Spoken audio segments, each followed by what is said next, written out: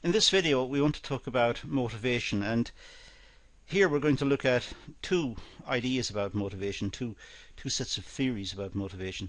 One put forward by Maslow and the other by Taylor. Quite distinct views about motivation, but we've decided to make these into one video because they are quite important views about motivation, crop up a lot in the literature, and they are covered extensively in other videos. However, having one which gives an overview and a gentle treatment of both approaches may be worthwhile, and you may pick up something extra from this video perhaps than from the others. So it's quite a short video looking at two quite distinct approaches to motivation. We'll start by talking about motivation in general, because organizations can only achieve their goals and objectives, say their productivity for example, and perhaps excellent customer service, if the employees are highly motivated. The employees need to be motivated. The employees need to be engaged mentally and physically with the tasks, and they should be orientated towards the achievement of the goals, objectives, productivity, customer service and so on. They should be orientated towards this, and they should want to create a good experience for the customers and also help the organization to achieve its goals, because in that way the employees will have better job security, perhaps better remuneration, and generally it's a much better environment in which to work, where people are motivated and people are keen to get on with the job. So organizations can only achieve these goals and so on if the employees are highly motivated. The level of employee motivation depends on aspects such as the job design. Is the job boring? Is the job enriched? Has it got many facets to the job which creates an interesting job for the employees? They have to problem solve, and they're engaged with the tasks. Or is it a very boring, repetitive job? What are the rewards? Are the rewards sufficient for the employees to be engaged?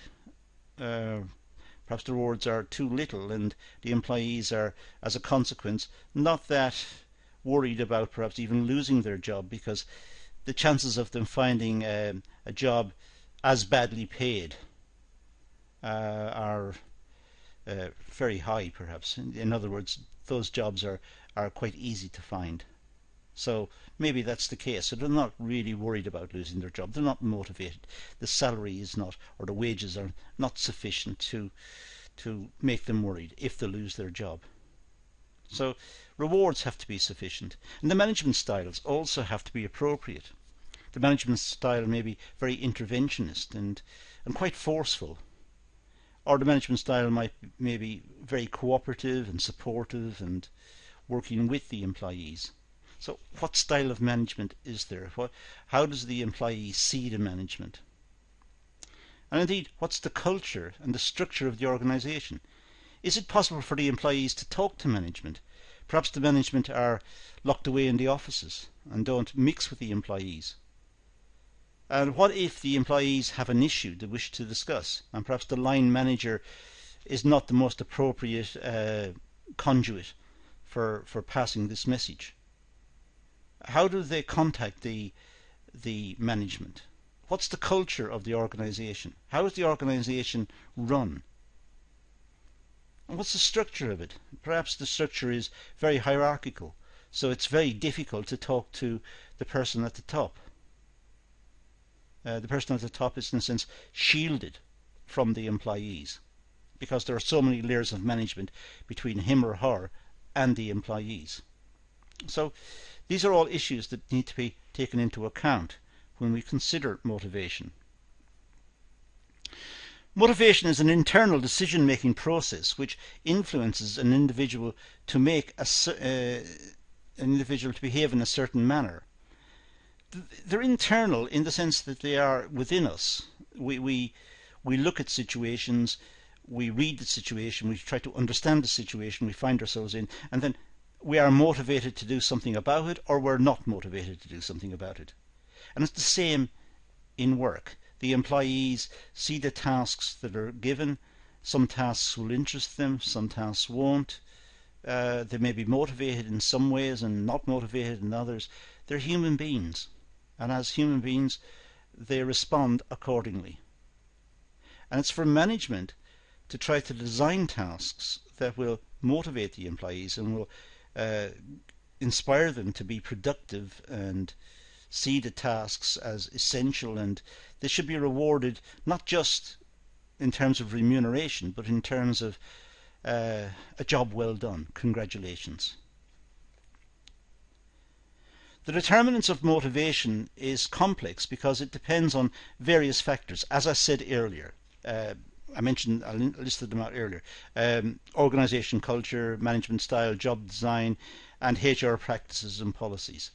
So motivation is complex. It depends on these various factors and to varying degrees. Some of them will be important, others may not be seen as that important, but overall it creates a climate within which the employee has to work, and if the employee is not happy, then there may be issues, motivational issues. The management perspective, well, managers need to assess the factors that motivate employees. This could be money, status, power, self-fulfillment. The managers need to know what the employees are like. They need to know the employees. Clearly money is important because the employees need to pay their family bills and need to live. They need to buy the essentials. They need to buy food and shelter and clothing and so on. But they want more than that. They might want to buy nice products for themselves as well. So money is important, but status might be important. Recognition that they're doing a good job and that they're being respected by the management and their efforts are appreciated. Or they might want promotion, they might want power, they might want more say over what they're doing and the tasks they're working on. A single motivating factor may not apply to all employees. The reason for this is simple. Individuals are different, as I said earlier. We have different goals, different desires, different ambitions. Humans are highly variable. So we're not all driven in the same direction. Some will be motivated in one way, others will be motivated in a different way. And that's the challenge for management, to try and work out what motivates the employees. Employees need job satisfaction in order to be motivated. That seems to be a constant. If they're not getting satisfaction of the job, if they don't appreciate what they're doing, if they don't like what they're doing, they are not going to be motivated. So management should look at the tasks that are assigned to the employees so that the tasks are challenging, interesting, will in a sense grab the employee's imagination and will engage the employee in thinking and in doing. Now, motivation theories. Well, let's start with Maslow's hierarchy of needs. Quite a famous one. It seems to be almost a foundation of all studies in motivation theory. And as I said, it's the subject of other videos on the course. But let's start here and go over it and almost revise it in a sense. Go back over and see what it's about. So Maslow had the development of 5 basic needs. And these 5 basic needs are physiological, safety, social, self-esteem, and what he called self-actualization. So 5 basic needs, and these must be dealt with. These must be satisfied in order for an employee to be motivated. Maslow suggests that motivation is triggered by the need to satisfy the 5 basic needs, starting with the lower order needs and leading to the higher order needs. So employees start by perhaps having some very basic needs that need to be fulfilled. But as time goes by, their requirements, their needs increase. They want more. They want more satisfaction from the job. They might need more remuneration. They might need more status, and so on. So over a period of time, our needs tend to grow. Now this is often represented in this pyramid shape diagram with physiological needs at the bottom, safety needs next, social needs. So in other words, the physiological needs must be fulfilled first. Then we move on to the safety needs. Next we move to social needs, then self-esteem, and finally self-actualization. Let's have a few words about each of these. And we'll start with physiological needs. Wages must satisfy the employee's basic need to survive. So the amount paid to the employee must enable the employee to provide shelter, food, clothing, the essentials of life. And also the employees need to be treated as humans. They need breaks from work. They need time to rest, time to recover. And it has to be recognised and factored in by management. The employees can't work continuously, perhaps work hard for a full day. They need a break, or they need several breaks. They need to have some water, and they need to have a good working environment. So physiological needs should be dealt with first.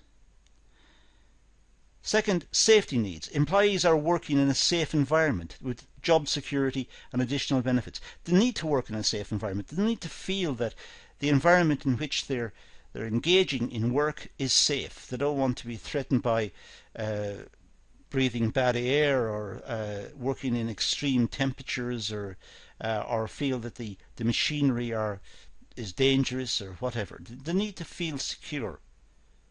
They don't want to go to work to feel that their life is being threatened. But also, they need to have job security, a different type of security, but they need to have it. They need to feel that they're not going to be made redundant, not going to be dismissed just at the whim of the management. They need to feel some security because they may have family obligations, and they don't want to go to work and be constantly worried about whether they're going to have a job the next day or next week.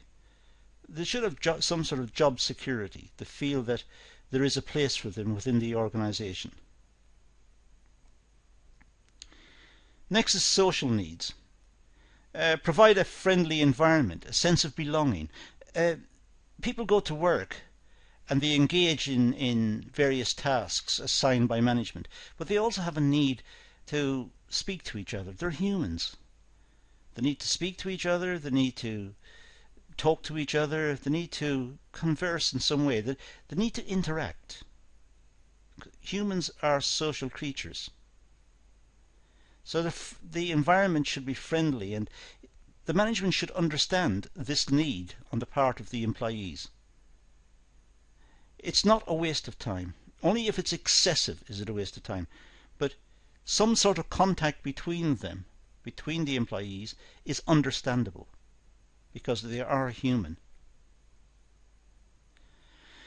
Esteem needs. Well, make employees feel valued by recognising the achievements.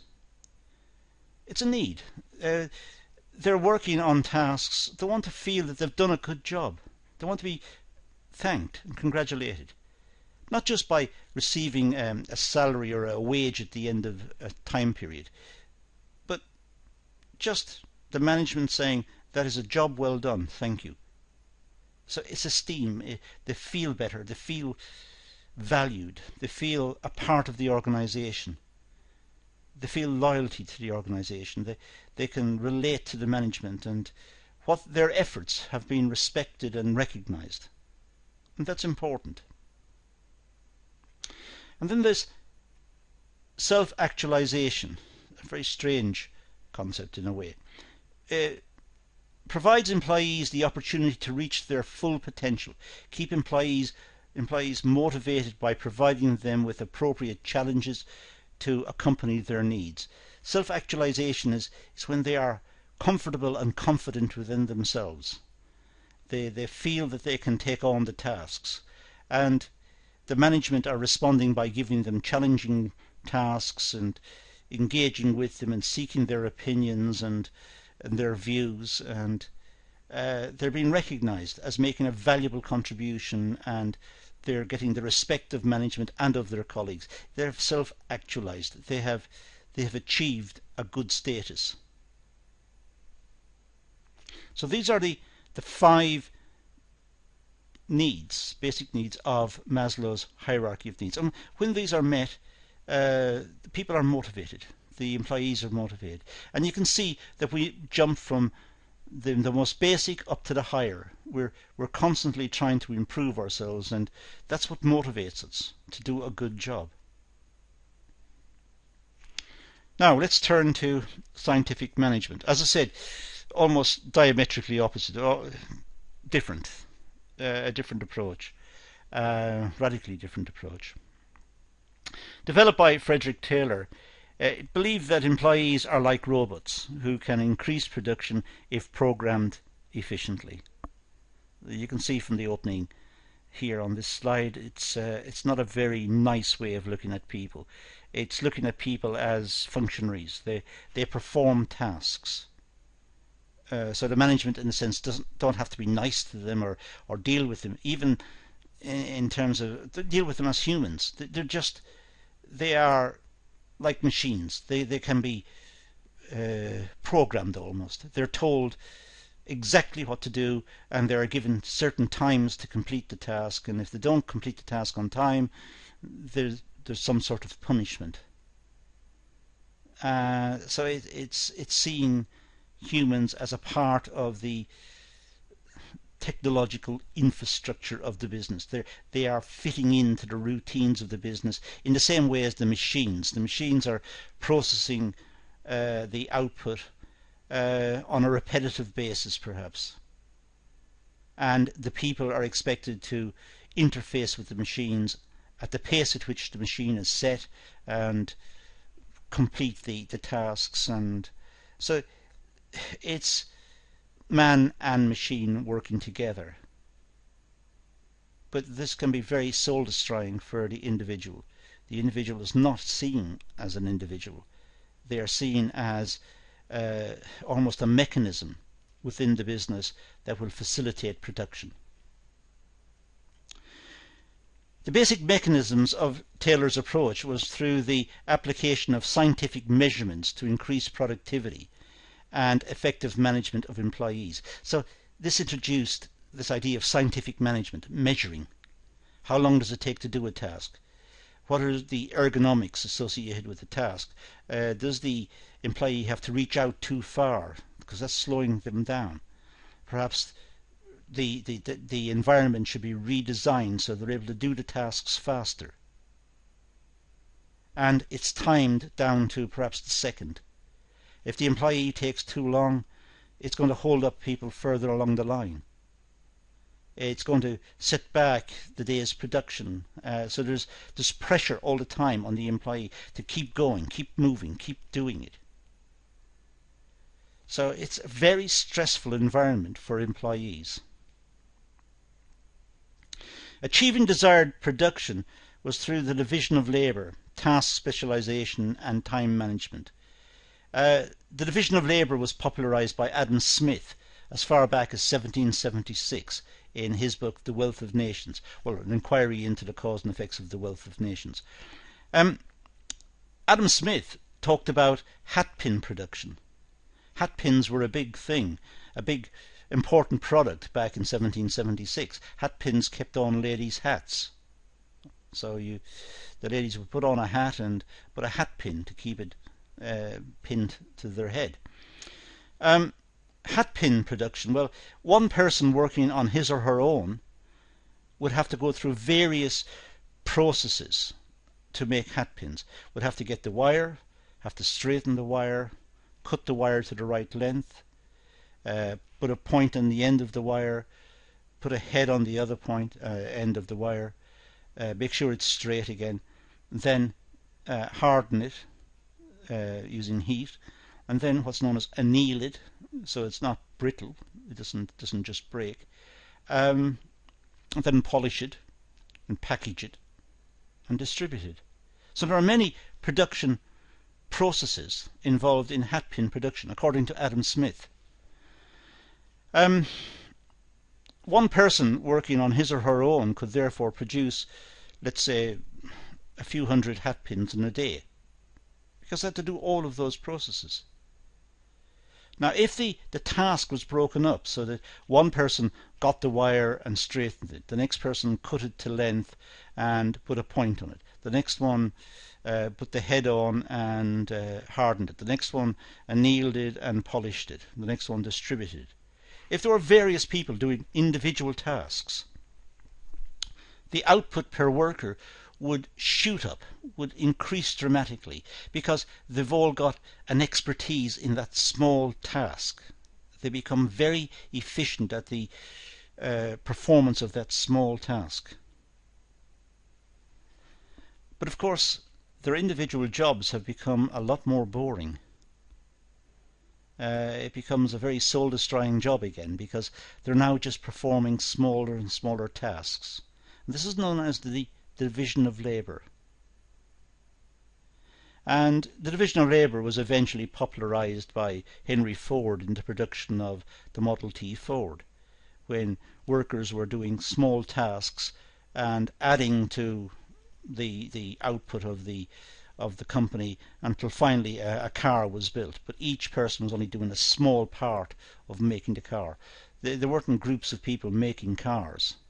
There were groups of people making small tasks, making certain components which would go on to the product, and they would have an expertise in the production of those small items. So with the division of labour, it was possible to measure the output of each worker, because each worker had a specific task, a small task, but a specific task, and the management were able to time how long it would take to make or perform that task, make that component or whatever it was, perform the task. And they would then be able to work out how many could be produced in a day. If the worker was not producing that many in a day, the worker was not working effectively. So it's quite a harsh environment, not ideally suited to humans with a free spirit, or humans who want to show some initiative. This is a non-thinking process. The workers would get extremely bored, and there may be a lot of strikes and frustration on the part of the workers. And the frustration was due to the small tasks that they had to perform over and over and over again. Taylor believed employee motivation was dependent on monetary reward. So when the tasks were broken down, it would be possible to pay the employees for every one produced. Perhaps a very small sum of money, but over a day they could earn a certain sum of money. And over a week they would earn a week's wages, perhaps. But they would have to work hard to achieve that, and they would have to work continuously, performing small, repetitive tasks. However, employees are not robots and have needs and feelings, which this management approach does not take into account. As I said, they may become frustrated, they may go on strike, they don't even know why they're going on strike perhaps, they just feel so alienated, so dehumanized. But it militates against this scientific approach to management of people. It became very popular, and to some extent it's still around, but maybe not in great detail in great detail in many functions, because maybe organizations now want to see a certain number of completed products in a day as opposed to the individual components. that go to make up the products. But in some parts of the world it may still be applied, and may be applied in the developed world as well as the developing world. It does not discriminate. There is no doubt that Adam Smith's observation would lead to more output, more productivity. But the downside of treating people like robots, like parts of the machine, is difficult to accept or to understand. And certainly in terms of long-term engagement within an organization, it's difficult to envisage individuals surviving that for long periods. So there may be high turnover of staff. It's worth looking at the other videos on these two topics, on Maslow and on Taylor, get another perspective and do some reading on the areas. These are very important ideas associated with motivation, and very important ideas within the context of the study of management. But that's all I'm going to deal with here. I'm going to leave it at that and say thank you for watching.